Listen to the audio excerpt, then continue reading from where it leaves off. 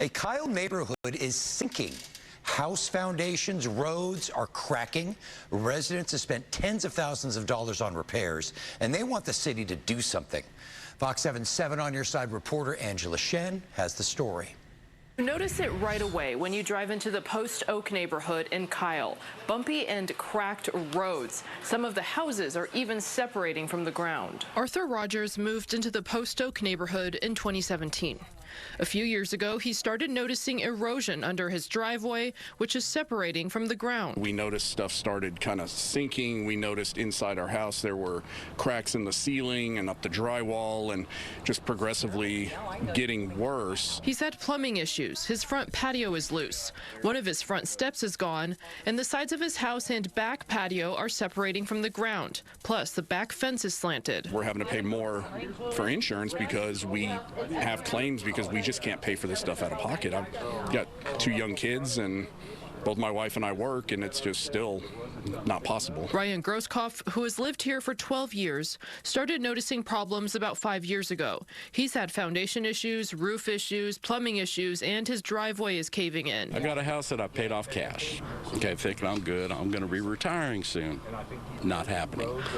Not happening. I've got more money now tied into that house than what I actually paid cash for that house. Numerous other residents echo the same thing. I've already had a corner of my house leveled, $14,000 out of my pocket. I'm praying and hoping that the other 3 corners don't fall, but it certainly can, and then I'll be back in the same boat. I started noticing the problems about 2 years after I moved here. Had a plumbing leak initially, and that's when I found out that the plumbing in my house was compromised. We're hard-working people.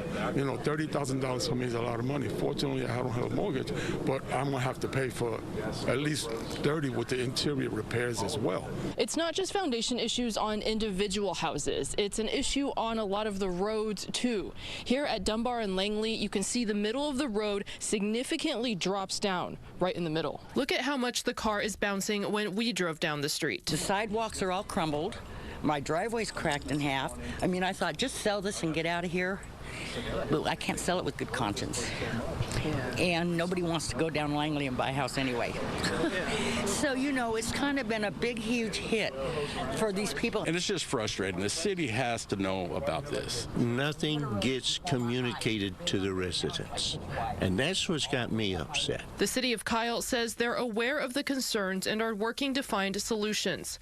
The soil composition on the east side of I-35 is in an area with naturally heavy clay, which affects ground movement and stability. It's not just a Post Oak neighborhood issue.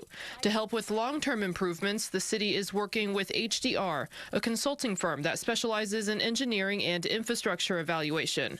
They're looking at roadways, and Langley Drive has been prioritized as the first on the list for evaluation and design work.